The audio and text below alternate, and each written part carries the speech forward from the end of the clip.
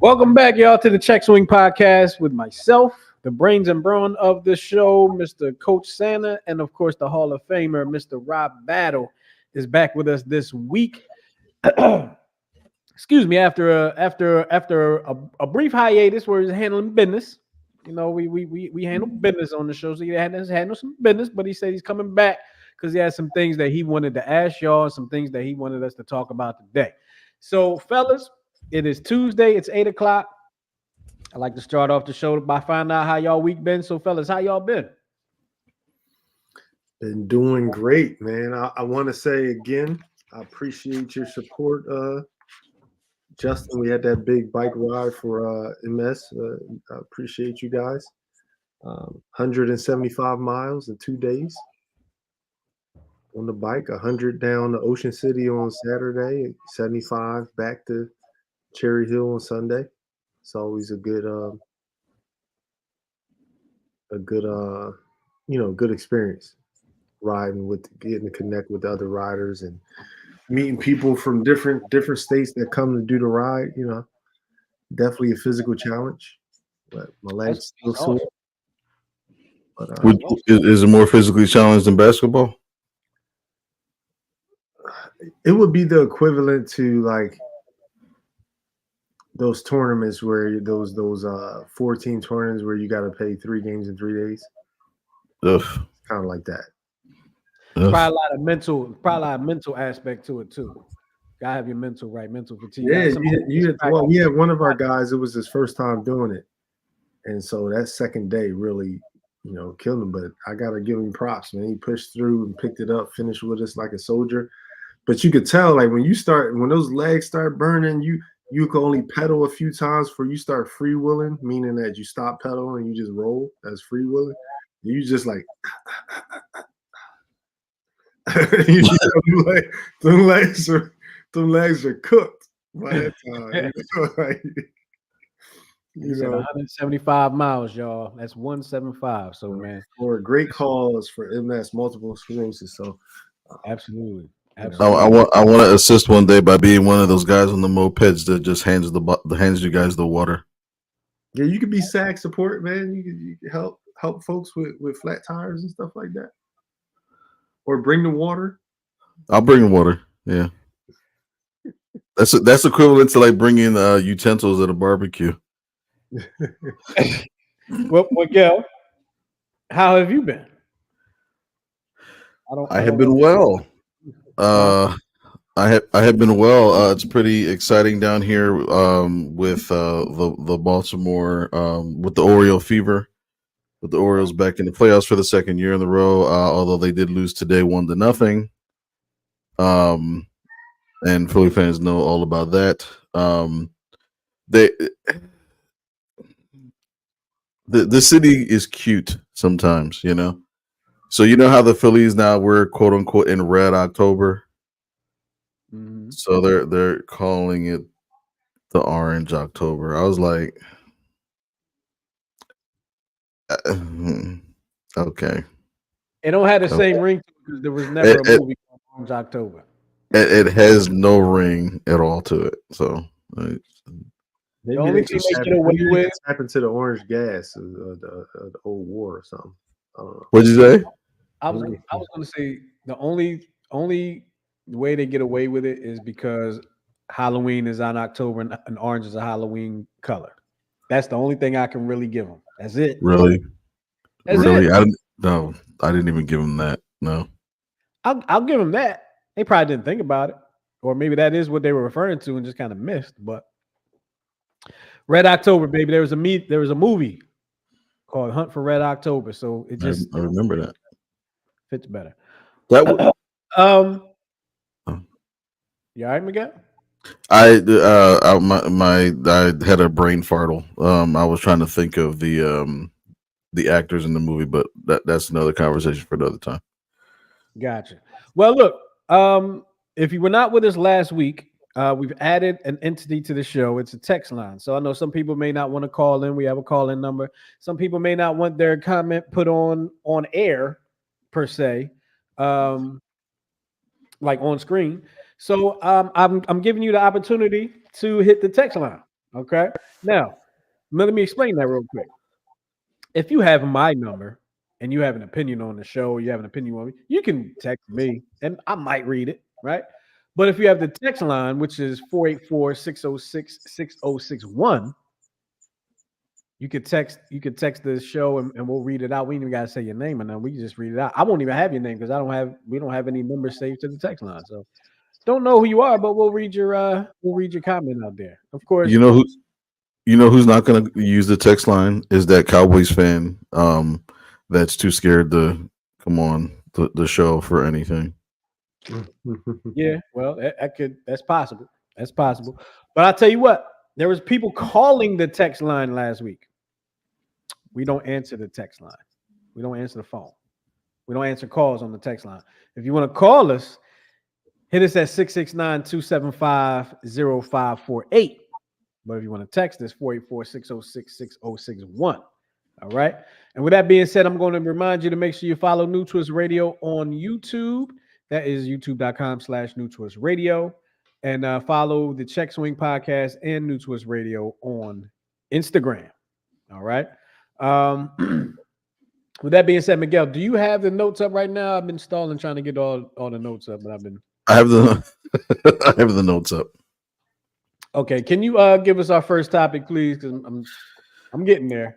Okay, so after a lovely, awesome weekend in the NFL, our beloved Eagles fell to the Bucs because I think we faced what's his name, Baker Mayfield, who looked like Johnny Unitas or Joe Montana. Joe Montana, wasn't it? Joe Montana. So the question is, what is to blame or who is to blame? Who needs to go? Who needs to get traded? Who needs to get fired? All that good crap. Yes.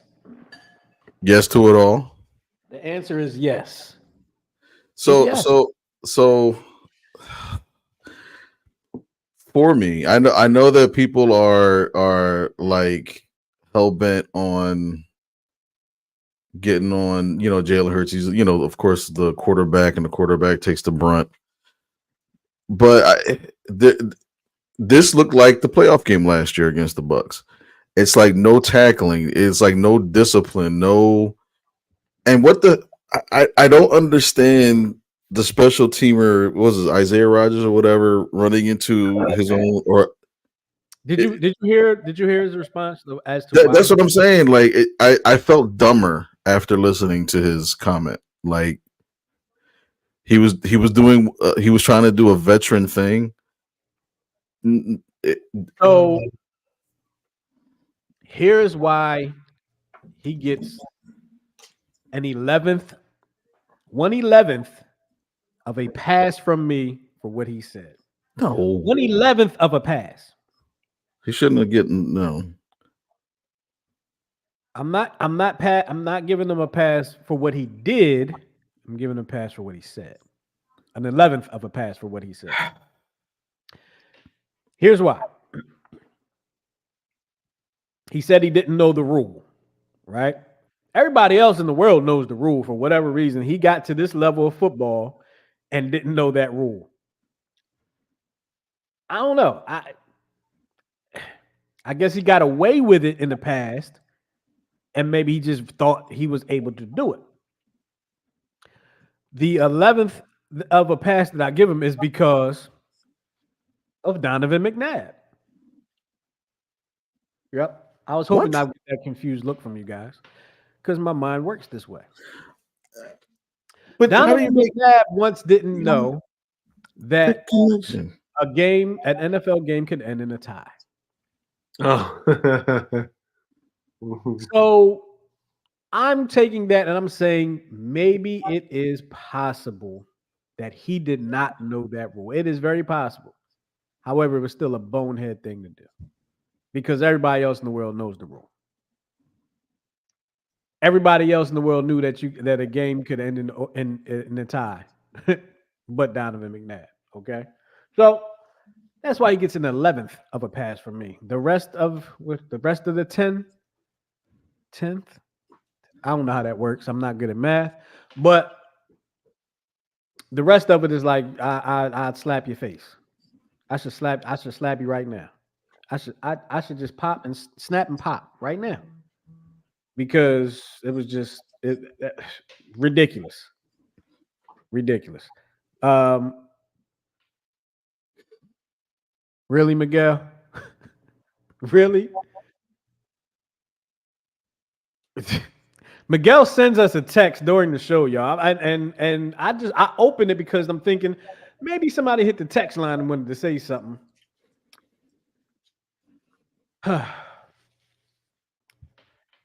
No Diddy. All right. Rob, you had some things that you wanted to say about this Eagles game. You had some questions to ask. I mean, Let me give you the floor for a little bit. The question is it time for Nick Sirianni to go? And I hate. Normally, I wouldn't say this. It's kind of like the Doug Peterson thing. The only difference is, of course, he did not win the Super Bowl. Really? But we were just in the Super Bowl a couple of years ago. And now you have to sit here and contemplate whether you should make a coaching change. And the only reason I say that it's time to probably contemplate that because it looks like nobody's responding to him anymore. They're not playing. They're not playing for him. Say that again. They're not playing for him. Wow. Hey, they're not playing for him. And when that happens, if the coach loses the ear of the players, it's time for him to go. There's nothing he can do about it. It's over. Once the players check out from you, listening to you, it's over. A new voice has to come in. And I don't know what it is. You look at the crash and burn at the end of last season. You look at the effort that was being displayed. Then you look at the effort that was being displayed yesterday, Sunday. Like there's a problem there, man. Because they got all new coordinators, right? Yep. So last 3 years they've had new coordinators every year. So then what's the problem? Right? Sometimes you gotta take that hard look in the mirror. And he sound like he's starting to sound like Trump. You know, just like his responses to some stuff. I don't know. I totally agree. The team's not responding. But anytime you see certain things that are supposed to be like basic and simple, like where to line up and, you know, tackling somebody that's right in front of you and, you know, some basic stuff, that's a head coach thing to me. Yeah. So I have to. Do you think that's a head coach thing, or do you think that's a coordinator's thing? As far as where to line up, like for me, it's a coordinator's thing of where to line up. It's a head coach thing because if you're responsible for all your coordinators, so if your coordinators aren't doing it, it's up to you as the head coach to say, "Yo, gotcha. This ain't right." You know what I'm saying? That again, that's if a coordinator has. So you're saying like Sirianni should have went to Fangio, like, yo, move the corners up. What are you doing? Like, the same way he went to the offensive coordinator is like, we're gonna go for it on fourth down. Mm-hmm. You know what I mean? Because even he says he anytime he's involved in the play calling, that's when everything kind of goes to hell. That's what it seems. That's why I wish we could know. I wish we could really know when he's calling a play and when Moore is calling a play. Why? And then what was it? Was it the first? Was it the first game? The second game? No, the second game where he basically put that out there. Like, yeah, no, that was That was his play call. That wasn't mine. Who does that? Why would you do that? He said so. Why are you separating? Why are you separating? You're the head coach. You're the end all be all. You know, it doesn't matter if the coordinator calling the plays. If he calls the play, you're calling the play. Mm-hmm. Because you empowered him to do so, and you have to be okay with it. So now let me throw a wrench in that real quick, because I tend to believe that Sirianni actually doesn't have a lot of power, to be honest with you. I feel like he kind of invokes himself sometimes to make plays just to kind of show that he should have some power, but it seems like it doesn't go well. Because like, as a fan base, we were under the impression that Sirianni's not calling plays this year. It's going to be Kellen Moore. It's going to be Vic Fangio. But like what Robbie alluded to earlier, what has transpired over the last few weeks, these plays been called by Sirianni. Going for it on fourth and whatever, how many ever times against New Orleans. I'm assuming that was Sirianni's call because he's the head coach, like you guys said. Let me ask you this. How much of it do you put on the head coach?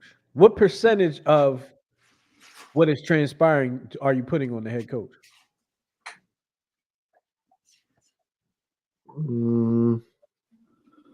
He takes the majority of it, at least like 60-40. I mean, players got to play. Players got to do their job. But I told you, man, I can't deal with the cancer in the locker room, man. I think your guy Darius Slay is cancer. Oh yeah, he took down the post. He strikes again with his post game comments. Like, bro, what do we care about your accolades? What are you talking about? You're not playing well right now. And right, Devin, exactly. And he also, I think it was yesterday. Yeah, I think it was yesterday. Was Monday, right? I believe he was on Micah Parsons' podcast. And let me just put it like this. It was presented. I heard it. I was listening to the radio this morning. So the radio station was talking about it. And the way it was presented by the radio station was as if Darius Slay was, I'm going to say, calling out CJ Gardner Johnson, CJ Gardner Johnson.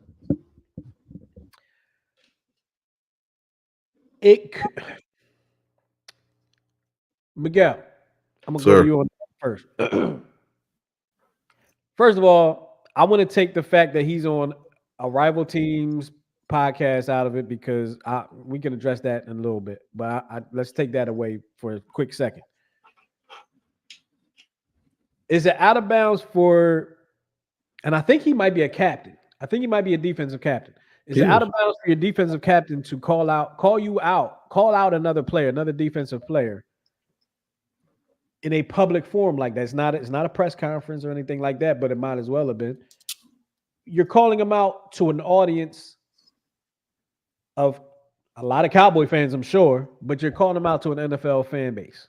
Never. Not. Never. You saw what happened with as good as the Eagles were with T.O. and McNabb. You saw what that did. And it's the same thing all over again. And at the end of the day, who is he to call anybody out when he's been playing just as bad, if not worse? As much as he's been getting cooked. I'll tell you the only way that can work. When I played, I was in a position of being that guy. So if I sat down if I sat down in the press conference, now mind you, I would have already said this to my teammate. It doesn't work if you didn't already say that to him. So I can say, you know what, I don't know, Justin. He just got to, he has to shoot the ball better. I told him that in the locker room. We'll get in here. If he needs me to help him get up extra shots, we'll do that or something like that. But I don't even feel comfortable doing that. I've never done it, but I'm just saying it can't be a situation where you haven't said it to his face already. You can't go in there and say something that you haven't said anything to the person and blast it out for the public to see. And we're not even going to talk about you being on Micah Parsons' podcast. I told you the guys. I hate saying this. I don't know the guy personally. I'm going off of what I see as an athlete and being a professional athlete. I'm not going to call him a loser. He has a loser's mentality. I'm going to say that. I'm not doing a Dallas Cowboy podcast ever. All right. So let me unless I'm going on there to talk trash like, yo, we playing each other next week. Yo, we going to cook y'all. Let me step in real quick. Let me step in real quick on that because I did want to address it, but then I was thinking about it this morning, right? And I try to take my personal feelings out of things to try to get a natural like my personal feelings. What are you doing on a Dallas Cowboys player pop? What are you doing, right? But do we as fans are we wrong? And y'all not going to say we're wrong, but are we wrong for wanting the athletes on the teams that we root for to care as much as we do? They should care more. They should care more. The only way that works, I get it. Nowadays, everybody, this new culture, everybody gets along. Now, if I want to do Micah Parsons a solid, right? He want to have me on this podcast. I want to help the young fella. Not a problem. We can do it after the season, bro. We're not doing it now. So you're saying you wouldn't do any player on any other team? Well, first of all, it's Dallas. This is different. Right. What I'm saying is take your personal bias out. That's what I'm saying. Take your personal bias out. Yeah. So if I know the person and they want me on and we're cool, you know what I'm saying? I would be like after the season, bro. Or it would be a situation where I'm going on there because we're cool. I'm talking trash. Like, yo, we about to play each other. There's no other, like, I'm definitely not talking bad about any of my teammates on there. That's out of the question. Right. Yeah, I definitely wouldn't do that. Miguel, what was your thoughts on that?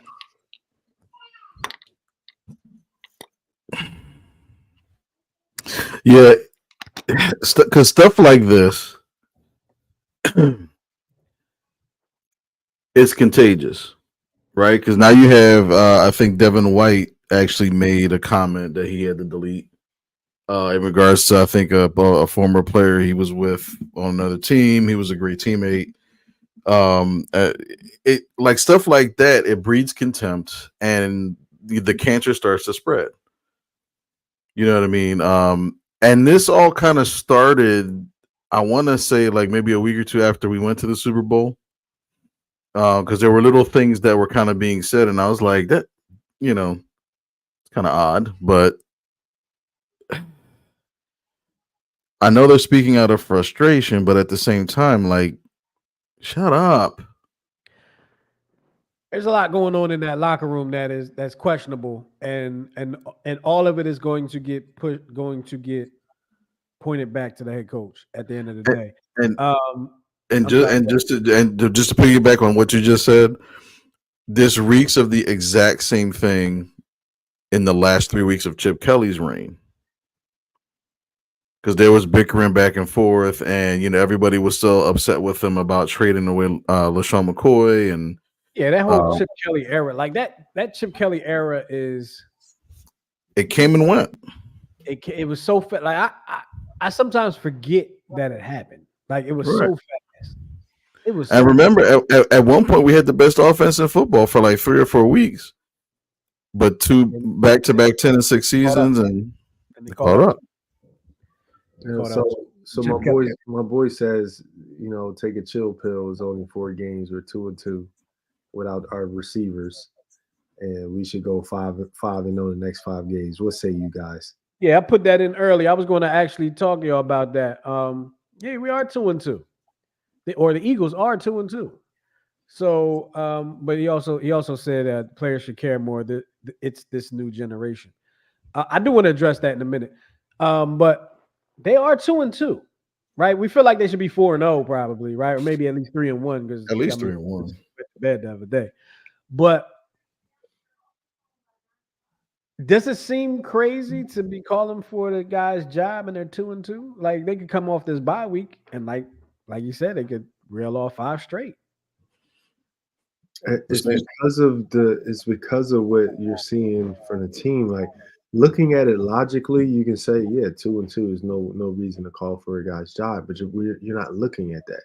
I'm looking at what the players are giving you, Okay. and if they're responding to the coach. That's I'm that's sorry, we just had a that's call the come in important- from DC, but I had to they hung up that fast. I think they didn't like what you said, Rob. I don't know. that's the important thing, man. A lot of times, my brother who's over here that made that comment, he wanted to give Wentz a little more time. Like when he came back and he was having those struggles, and I found out, Nick Foles won the championship, got the MVP, and then they had the shrine. He found out in the middle of the year, or whatever. I said he's done. He was like, no, he's still look at his numbers now. And I was like, yo, he's it's a wrap. I'm able to foresee these things for some reason. You know, I was like, he's a wrap, and he's been a wrap ever since. Back to Patrick Mahomes. Like, oh, they hung up again. Why they keep hanging up? I was just about to go to him. They keep hanging up. All right, next time they call, I'm gonna just go to him. Y'all gonna be talking, or I'm gonna be talking. I'm gonna just go to him. We're not even gonna be talking about the same thing no more. I'm gonna just go to him, just so they can get their opinion out there. I do want to talk about one thing real quick, and then we can move on. Hold on, here he is, bro. Hold on. Here, call him from Washington D.C. Hold on, we're gonna bring him in real quick. Hold on. Wait a minute. Don't hang up. All right, we got a caller calling in from D.C. What's your name, caller? Hello, this is Cole Lindsley and Andres Reynoso. What's up? And by the look on Coach Sanders' face, he knows exactly who you are. Yes, we are players for his team. So y'all better be careful. We just wanted to put up a couple of words. We're happy that the Eagles are able to produce. We think that they should produce a little bit more because they have a really good team right now. But Cole has some words. I just feel like we have to address Jaden Daniels, potential all-star in the future. Well, that's all. We just wanted to let you know how we feel. And the Baltimore Ravens are the #1. All right. Thanks for the call. We appreciate it. Coach is going to have y'all running some extra polls next practice. I promise you that. Miguel, you better have them run extra polls too. And I'm actually proud of them that they actually spoke coherently and did not accidentally curse. Oh yeah, I'm glad they didn't do that. Because we don't have the 5-second delay. What? One thing real quick. I do want to talk about it because this is a topic that we probably could talk about for a long time, but I don't want to. So hopefully we don't. About players caring, right? Rob said they should. They should care as much as the fans do.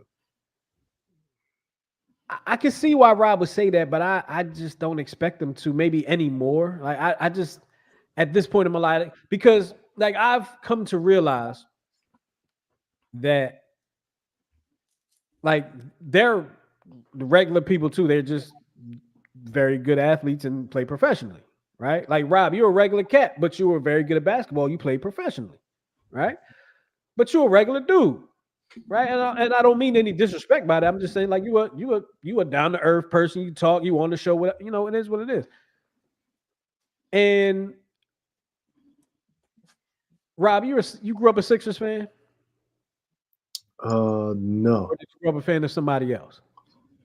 I actually grew up when I started following basketball. I was a Lakers fan. Lakers fan. Kobe. Okay. I was a Kobe fan. He was Kobayashi. Yeah. So let me ask you this, Rob, because this is actually something that I've always wondered. It's a true question. You were a Lakers fan growing up. You were a Kobe fan. Until I became a pro. You got to play for the Lakers. Dream come true, right? It'd been great, right? Mhm. Let's say you were playing for Utah. Would you care as much as if you played for the Lakers? I mean, you're gonna want to trash somebody just because it's basketball. But are you really going to be like Jazz culture? Like, should we expect these guys to be Eagles culture? Because they could be on the whole other team next week. Absolutely. I mean, I can only speak from like myself, and that's just what I did. That's just where I'm from, and I'll tell you why I think like that.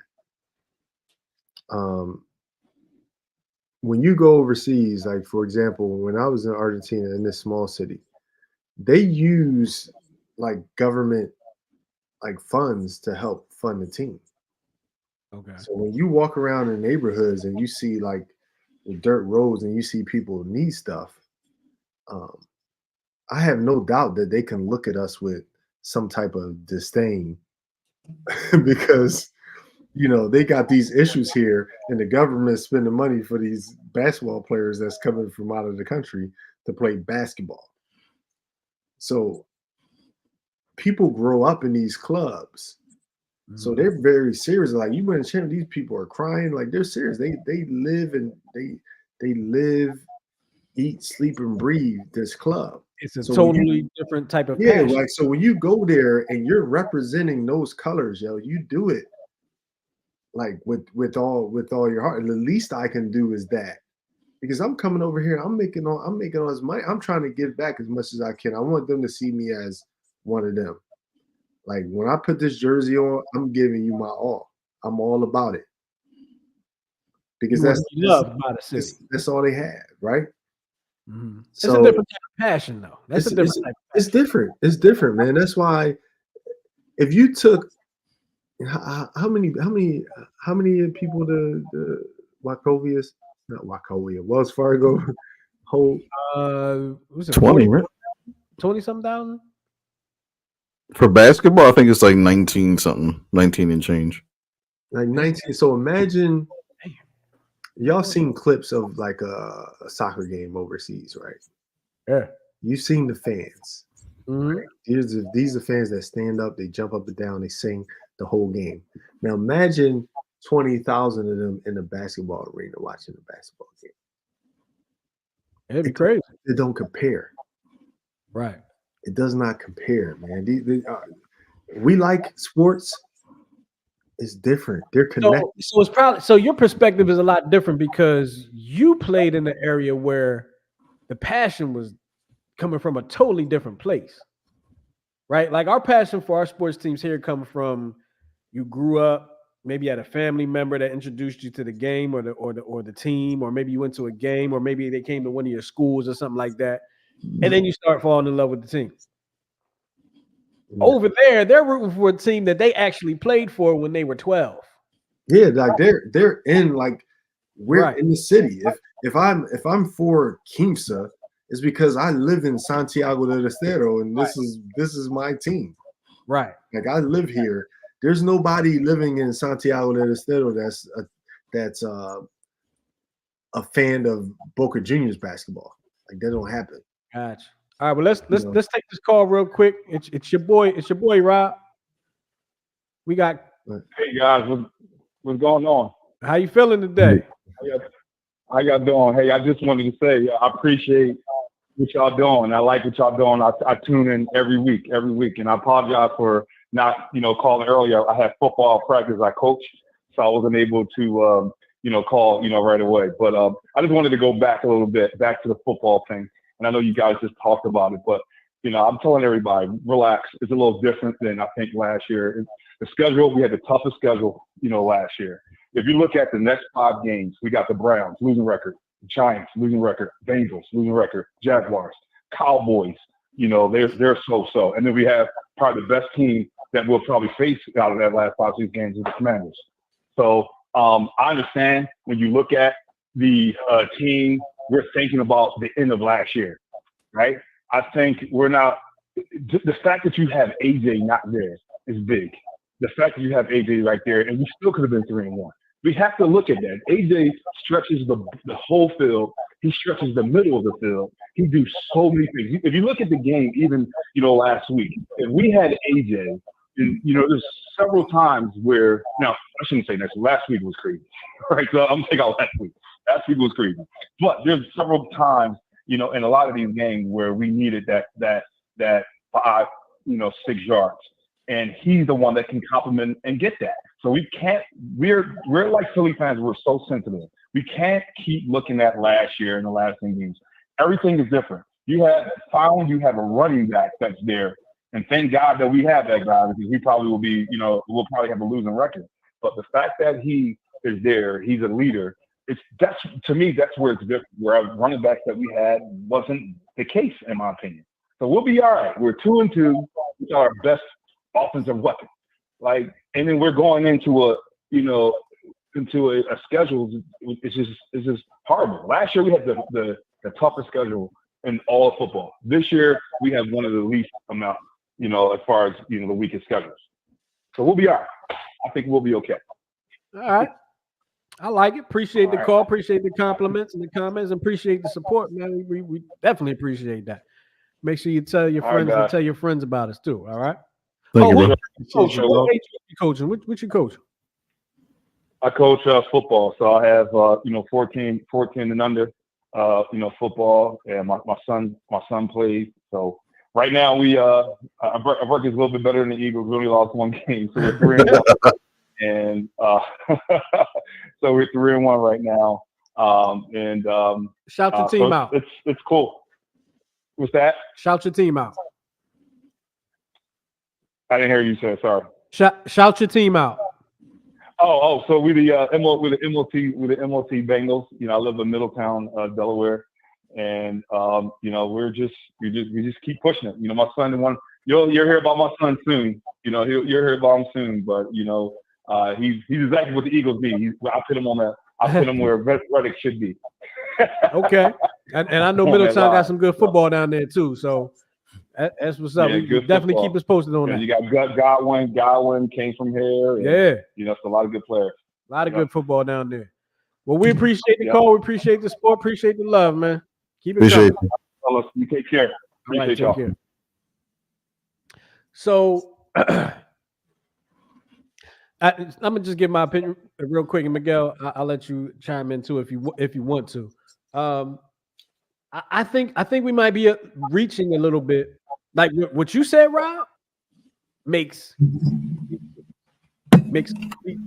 right. But I would also find it hard to care as much as those people do, because I didn't grow up in that environment where I'm caring about this team. My 12-year-old team doesn't have a professional organization, right? So it's like if I go to them, if my 12-year-old team came up, had professional, let's go. And I get that. Like, you're part of that. Like, that's part of you. Over here is not like that, right? That's not part of it. We just decided to support that. There's a lot of people around here that don't like the Eagles, Sixers, Flyers, Phillies, whatever the case may be. Mm-hmm. I find it hard. Like I find it hard to say to Darius Slay, because I'm calling him Darius, that going on that podcast, I personally didn't like it. You're on the Dallas Cowboys podcast, but going on there in this day and age is like football is secondary to sports. Athletics is kind of secondary to a lot of these athletes now, because they're focused on their brand now, right? Like it's always been the teams using the athletes to make the money. Now the athletes are using the teams to get their money and springboard them into something else. The smart ones are, at least, like, the ones that I shouldn't say the smart ones, but the ones that are looking to get into other ventures. So I think it's just hard to expect somebody to care the way we do. Miguel, did you want to chime in on that before we move on? I think too. It also depends on like the region. Like we always say, are these guys? Can they play in the East Coast? Can they play in these tougher Mid Atlantic cities? You know what I mean? So I think Rob's right from a standpoint of we're like the rabid fan base, if you will, but compare us to like St. Louis or Arizona, where it's more laid back.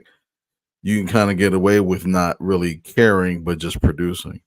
But here, it's like, I mean, Mike Schmidt, the greatest third baseman that ever lived, was booed mercifully at times, and he's the greatest third baseman that ever lived because he looked like he was loafing or didn't care. He was just that damn good. You know what I mean?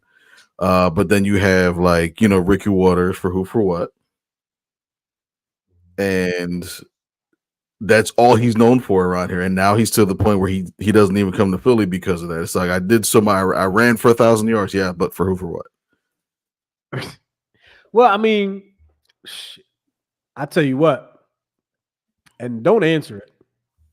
Oh, I can't. Never know who's watching, so don't answer this question. But how many times have you been on a job that you're working and you said to yourself, for who, for what? I ain't doing I said it 3 times today. Exactly. I mean, that's their job. Right? The only difference is you don't have a whole bunch of fans paying to buy your a shirt with your name on it. And I'm also not getting booed. I'm not getting stuff thrown at me. And I'm not making $250,000 per play. You know what's crazy? He caught a lot of heat for that then, but I think he would have caught way more heat now than he did then. When you think about then, yeah, I don't agree with it, and I was one of those people like, damn, that's messed up. Like, how you gonna say that?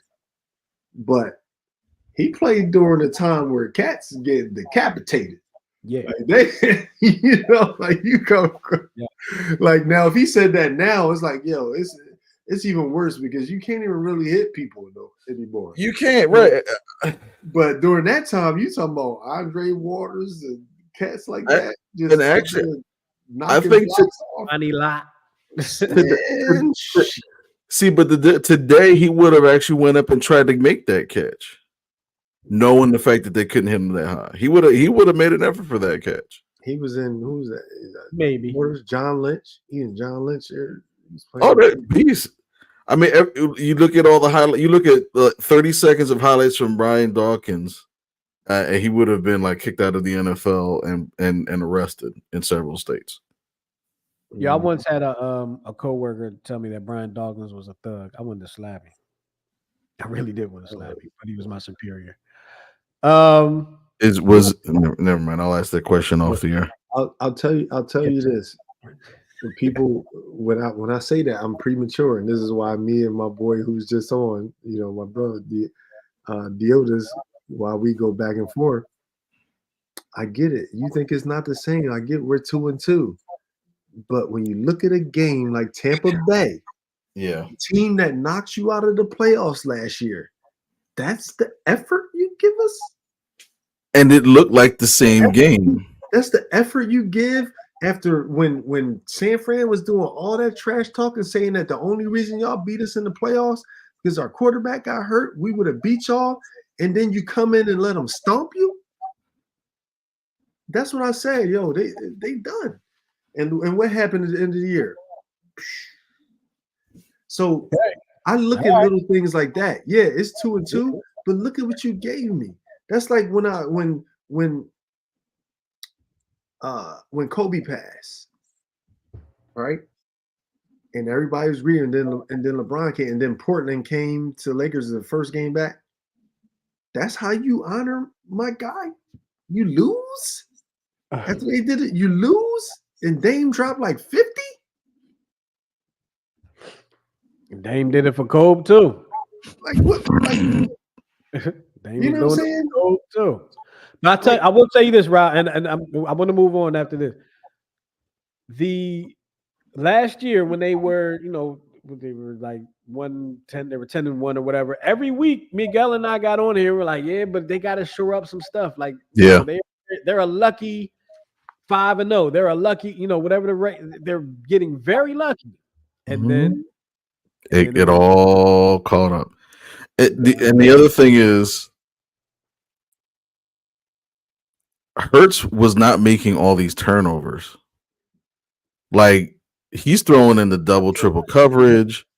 He's fumbling the ball almost double. Like, I know there's this meme that's pretty popular that said, "Oh well, when you look at the stats between Hurts and Mahomes," and I'm like, and the QBR or whatever the crap that is like 2-point difference, but they're not counting the fumbles lost and the other, the plays that he's missing. Because even on one ball that he threw in triple coverage, there was 2 guys open out in the flat, and I was like, wait a minute, this reeks of Carson Wentz again. It is. It does have that feeling. It really has that feeling. It really reeks of it. But the only difference was, well, they both got paid, so. And Carson's still getting paid to sit down. So let's move on real quick, because I want to get to a topic that I know you guys want to talk about. But right now, the Phillies got the 2 seed. They are not playing until Saturday. They are going to play the winner of the Milwaukee-New York Mets series. Both are teams that the Phillies had some issues with towards the end of last year, in the second half of last year, whatever the case may be. Miguel, can they break the tradition of being a team in the NL with the bye and you can't get out of your first round? Can this team break that tradition? Can they do it? Yes. Will they? No. I was so shocked to hear you say that. No. But it's because of what you just said. Like, the only solace I have is the fact that this is a well-needed kind of time off to help recoup, because I know Harper was hurt down the stretch with his elbow and bumps and dings. But in baseball, it's a little different. Baseball is a game where you have to keep going. You have to keep with the flow of things. That's why all those teams keep winning, going all the way through. That's what happened to the Phillies when they went to the World Series that year, when they snuck into the playoffs and they barely got past the Cardinals, which surprised everybody, and then everything after that, minus the cheating Astros. But it also is what went down with the Diamondbacks last year. Yeah, Diamondbacks and the Phillies neither one of them had to buy, and they met up, and Diamondbacks came in and dominated Philly. Excuse me, beat Philly in the playoffs. Yeah, I'm not still at a place. I'm sorry. Go ahead. You want to finish? No. I gotta see how Wheeler and Nola pitch, because me, what I think about Nola. He's starting to be the baseball version of Carson Wentz, minus the injuries. But anything after Wheeler, I'm not, and now we have the issue with Suarez, with Ranger. His velo's down. His elbow is allegedly inflamed, so that's another starter that was was counted on and now not. So it's like, but what do you do? I mean, if the Phillies get eliminated in the division series, I'm trading Schwarber and Nola. I'll package them and I'll pay half their salary, and I'm getting Soto. And then what you gonna do when he gets in the slump? You gonna be ready to trade him too? Because everybody in Philly, I don't care who you are. You come to Philly, you're not gonna play the same. It's been proven. No, but it's his approach. He doesn't swing at bad pitches. When he's down 0-2, he'll at least make the pitcher work. You know what I mean? He does things that, and granted, the Phillies do that on occasion, but they're just so like up and down, and it's like 13 runs one game, almost no hit the next game. It's just, I don't know. I don't see the ebb and flow like from the World Series year, and I'm hoping they just get on a hot streak and then that's it. But Because other than the Phillies and maybe the Dodgers, I don't see any other like juggernaut teams that like have a chance of winning the World Series. It literally looks like it's up in the air. You know, it's anybody's to win. Shout out to whoever it is that text from the 410. They said they love the podcast. Appreciate you. Yeah, I'm not. I'm gonna tell you what. The Mets scare me right now because they've been fighting almost all year. Right? They were like at the bottom of the barrel in the NL East, and then they scrapped. They scrapped. They kind of like them Phillies in '93, where they were at the bottom and then they scrapped to get back to the top. And then they beat the Phillies in New York towards the end of the year. Phillies couldn't. I mean, where they took 2 out of 3 from the Phillies. You got Milwaukee, good team. They got good pitching. They took 2 out of 3 from the Phillies as well. Then you got the whole Rhys Hoskins effect. I'm not confident. I've been telling you last few weeks, I'm not confident in this team. The person on the text line said they love Coach Sanders too. They wanted me to let you know. Everyone has a love affair with Coach Sanders. No Diddy. Don't say fair. It's too soon for that. Especially non-sports related. 120 more people have actually come up with more sexual assault allegations. Against who? Diddy. Oh well, yeah, it's going to be a lot. Yeah, it's going to be a lot because it's going to be a lot that don't even have to say anything because he got video. He videoed everything in his house. It's a lot of baby oil. Can you imagine the sounds? No, I don't want to. Okay, I'm sorry. Why would I want to imagine this? No, no, not at all. No, I don't want to imagine nothing.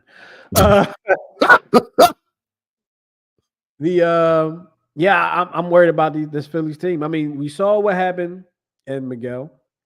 I always got to toot my horn on this. And then if I'm wrong, you can tell me I was wrong at the end of the year when they win the World Series. Okay. Mm-hmm. Beginning of the year, people were excited. I said, look, I'm not getting excited. I'm not getting excited about this team just yet. I said, I'm not getting excited. I said, holla at me in August and September.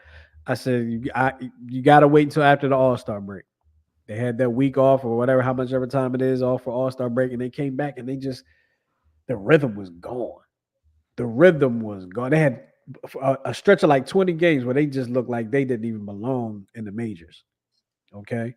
Now we're back. A week off. Here we go. We're in the same situation. Will they know how to handle it this time? Or are we going to be looking at the same thing? Is the rhythm going to be off and everybody, everything going to be messed up? We'll have to see. We will have to see. Joel Embiid has lost about 30 pounds. Will it make a difference, Miguel? No. So, unfortunately, Ryan had to step away. I think it'll make a difference because of the type of player he is, right? Yeah, and I was being facetious. I mean, anytime an athlete loses weight, yes, it definitely should, help, especially because of his like knee issues and shin issues. It'll definitely help, take the weight off of that, which, he needs to play his game. It's just, we just got to wait and see. Okay. Yeah, we do have to wait and see. With his game, like he's probably like 300 pounds, right? At the last year, he's probably 300. He's a big dude, right? Mm-hmm. But the way he plays the game is not. He doesn't need to be that heavy because the way people want him to play is not the way he plays. He's not a back to the basket, back you down, be in the paint type of player. He's just not that. So why be so big? It's not necessary. Will it cost him? Not a very heavy person, but he had the skill set. And I believe, I'm not saying that Joel Embiid is better than Hakeem Olajuwon. I'm not saying this for what I'm about to say. All right. However, if you want to put it out there and make it a viral moment, please do. Joel Embiid has more of a skill set than Akeem Olajuwon. He has a larger skill set than Akeem Olajuwon had. Not a better player than Akeem. He has a larger skill set than Akeem Olajuwon. Maybe Akeem had the skill set, but just wasn't able to show it because of the way the game was then. But now we see Joel can shoot from the inside, from the outside. He can take you off the dribble. He can back you down, but his game's not what it would do. But he can give you a dream shake. He can do that. We've seen him do that. So we've seen Joel do a lot of things. Go ahead. Dream Shake, is that a new shake on the Chick-fil-A menu? Here you go. You'll find out what the dream shake is. You will find out. Sorry, you guys. I wasn't going to miss this Embiid. So I'll ask Coach Justin said that Embiid has a new. He's sponsoring a new shake at Chick-fil-A. I'm about to mute Miguel because he's just You said Embiid lost 20 to 30 pounds. Shake. What kind of difference can that make in his game? I want you to talk from the professional athlete perspective and from your experience. Losing that kind of weight for a player his size. Explain to me and Miguel and everybody else how that can benefit his game and even his career, really. I mean, I'll tell you this is going to take a lot of pressure off his knees. But then you got to ask, if you lost 20, 30 pounds, did you add any muscle? What do we do there? But just in terms of losing the weight, it's going to make you feel lighter. It's going to take a lot more pressure off your knees. And, it's going to make you feel a lot better, man, in terms of definitely your conditioning and moving around. But it's important if you drop that weight, to maintain strength. And that's what I'm curious about. Like, did you add muscle? Good or question. Did you just drop weight, and is it going to affect your strength? Do you feel like Embiid? I feel like he was a very strong player, strength wise. I feel like he was a very strong player. Do you feel that way, or did you see a lot of room for improvement? I mean, he's pretty strong. I mean, I think that's why. That's where the frustration comes in. Like, yo, get on the block and take advantage of these guys who can't hold you. But and I get it. You got to open your game up in certain situations, but you got to be where that bread is buttered at. They can't hold you in there. I shot threes. I didn't search threes out though. There's a difference. I didn't get three happy to where like, oh, I can hit threes, or let me just fish for threes now. Like, no, when it came in the flow of the game and I was open at 3-point line, I let it go.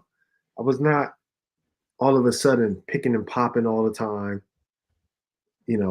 running in the floor and stopping at the 3-point line. I didn't do that. So I'm curious. I hope it helps, but I don't know what that's going to do with this. And Rob, Justin made a comparison with him being better than Akeem Olajuwon. I knew you were going to say that. He said he got a better skill set. Justin got some. He might have some vodka in that soup he had. He got a hot toddy in there. What's that? That rum soup. So you're saying that Joel Embiid's skill set was not larger than Hakeem Olajuwon's skill set? I mean, Olajuwon was already doing the stuff that he was doing. You didn't see Olajuwon handle the ball, face guys up and handle the ball. He did handle the ball. Yes, he did. He did handle the ball. You can't be top.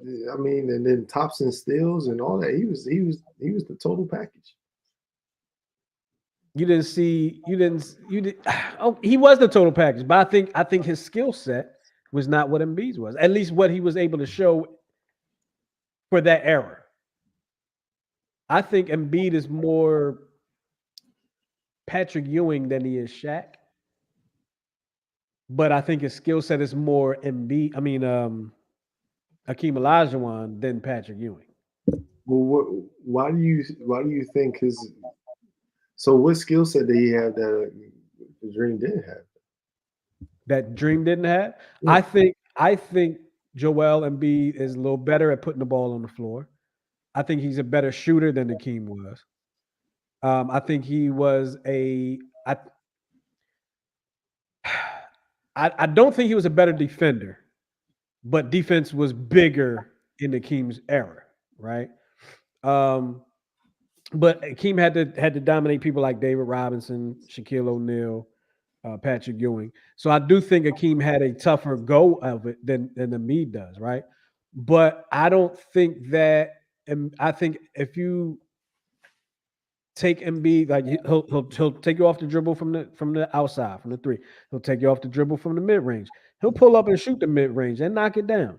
He'll pull up and shoot the three, and at times he'll knock it down. Right? He will take you down low. He will dunk on you. He can pass the ball a little bit. Hakeem can pass the ball as well. I would probably give Hakeem the edge a little bit over Embiid on passing. I think Hakeem is probably a little bit better passer. But that might be it. Like I think Joel's a better shooter from the outside and from the mid range. I think Joel's a better shooter.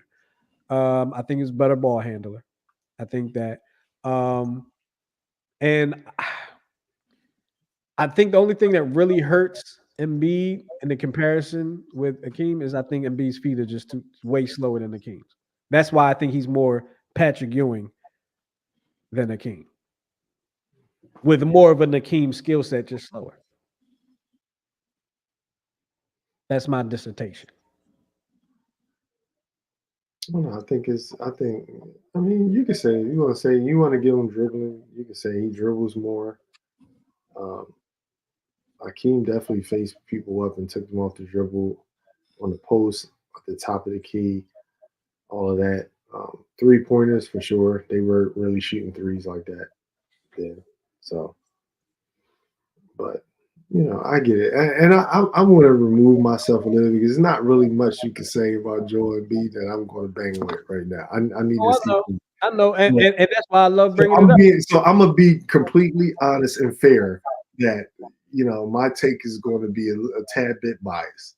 And that's why I bring it up, because I love when I bring up a point that you want to disagree with, but you just can't really disagree with it too much, and you just be like, okay, all right. All right. I mean, that's what they're doing now. That's what they're doing now. They I mean, I'm just saying, and as far as off the dribble, you just beating that mic up today, ain't you, Miguel? Sorry. As far as off the dribble, I've seen Embiid take people off the dribble all 5 positions. Not saying that he's the greatest at it. I'm not saying that, and I've seen him take point guards to the bucket off the dribble. I've seen him take centers to the bucket and everybody in between. So he will do it. I don't like when he does it. I, of course, am one of those people that wish he was more like a Shaquille O'Neal. I do. But when he's knocking down the threes, I'm happy. When he shoots the three and I ain't see it going in yet, I'm not happy. I'm not. I'm like, what are you doing? Oh, he made it. Good job, Embiid. Good job. Yes, I'm one of those people. No, yes, good job. Good job. I'm one of those guys. A few things that we are going to talk about today. Word has come out that Hollywood writer, TV writer, and actor, and a former college football player, John Amos, passed away. Actually passed away back in August. August 21st, he passed away, but the word just came out today that he passed away. So rest in peace to him. Also, I'm going to do this one now because I feel like Miguel's going to go off and I don't want to give him time to do that. Pete Rose passed away yesterday at the age of 83.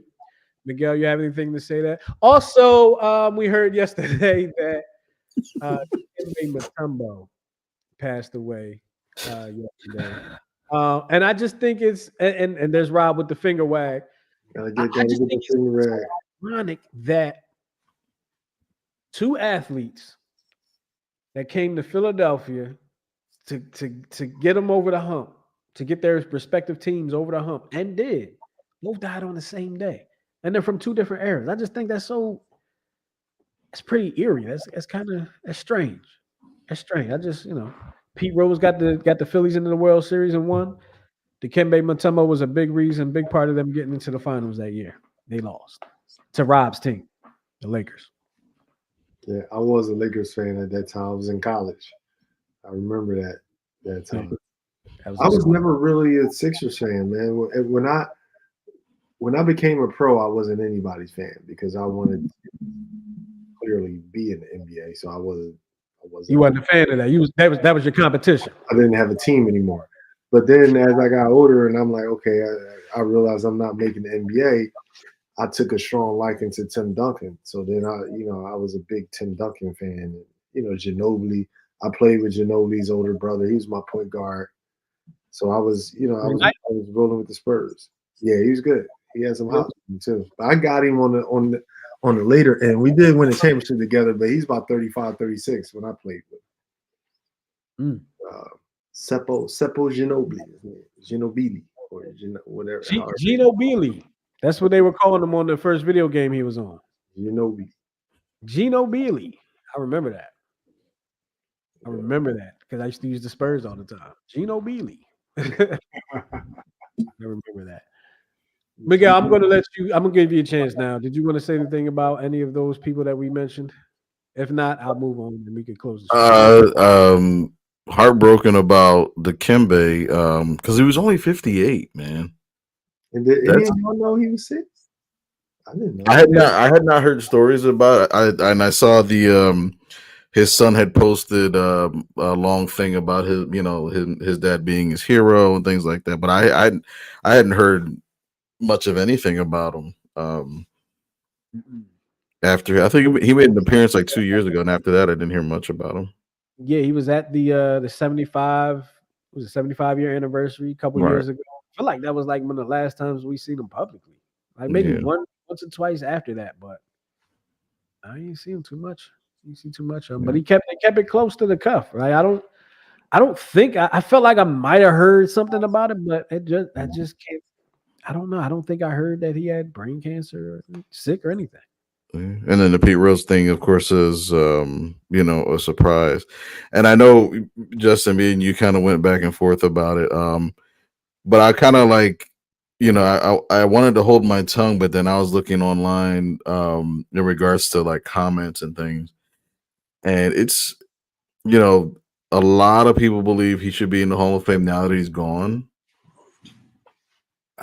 You saying it as if now he's dead and now he should be in? Because that's the way Major League Baseball does it. They do it all the time to black players. Let's just call a spade.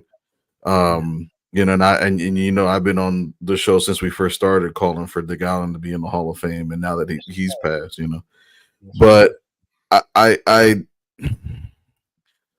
think what my conflict is that he had a special on Netflix. It was like 4 parts, and he just comes off as he came off as this douchebag that knows what he did was wrong, did it anyway, knew he has to apologize for it, wasn't really he did it just to do it. You know what I mean?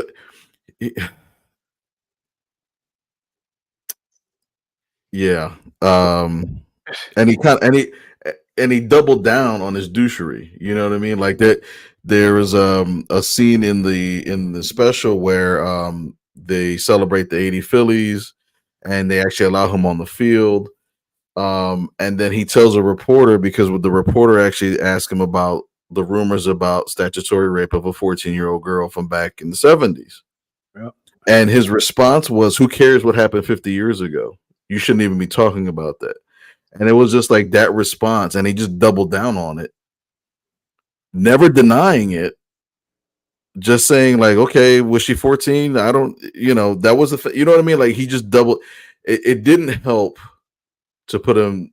It doesn't help his cause for the Hall of Fame. I'll say that. And I know there was a friend of mine that commented, well, Ty Cobb's in the Hall of Fame. I'm like, well, when the Hall of Fame came out, everybody was racist anyway. There was no, so. And yeah, I would argue that he should not no longer be in the Hall of Fame because of. You were the one that told us like Ty Cobb used to adopt black kids as good luck and then drop them off somewhere when he went into a slump or something, right? Was it Something like that. Well, there was that. There was the rumor that he went after a paraplegic in the stands because he was badgering him and beat him up. And there was rumors that he was a compulsive gambler, a womanizer, and a murderer. It's very possible. Mm-hmm. I ain't gonna put it past him. I don't know him personally, but I ain't gonna put it past him. Sounds like a pretty full. He had some pretty full days. Yes. Yeah. I will say this. What makes me a little happy. It's unfortunate that Dikembe passed, but it makes me feel a little bit good that he had the right circle around him. You think about remember Chadwick Boseman. Yeah. Nobody knew. That means that the people that he trusted were like legit. Yeah. And I mean, James Amos, he passed away. That was 2 months ago. Yeah. So that's a good thing. It's hard to come by nowadays. It's like every time something happens, it's out there. So that's a good thing. Although when you looked at Chadwick, you're looking like, dang. Once you knew, and then you saw a picture, like, oh yeah, I can see that. Yeah. Once you look back, yeah, you're like, dang. But you know what makes Chadwick Boseman to me so amazing was the characters that he played while he was getting treatment. Black Panther twice, Thurgood Marshall, Jackie Robinson, and then he did a jazz movie with Viola Davis. Yeah. Yep. So it's like he played. So it was like he was on a mission to make sure that he was able to play those parts. You know what I mean? It's just amazing to see. He was born to play those parts. Say again. He was born to play those parts. He was born to play all those parts. Yeah. Once he played them, the Lord said, "Your work here is done." James Brown was like, that was his coming out party right there, right? Yeah, James Brown.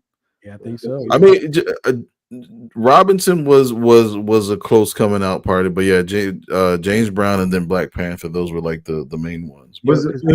Jackie Robinson was the first, right? Yeah, Jackie Robinson came out before James Brown.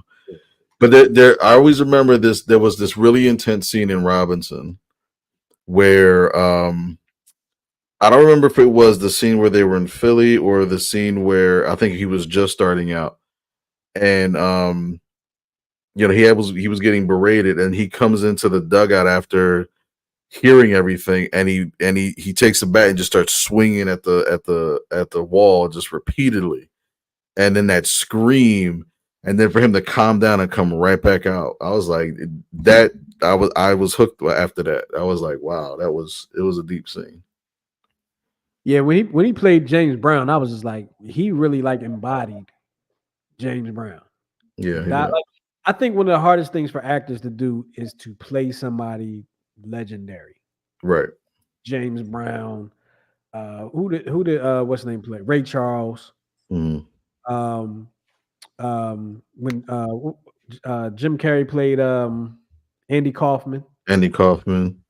You know what I mean? Like to be able to play people that are known to people that are living, right? It's not like somebody's playing Attila the Hun and we really don't know what Attila the Hun was like. Yeah.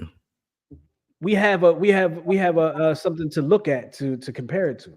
And he did it very well. And actors that can do that, they're just, they're amazing to me. Yeah. Actors, they can pull it off.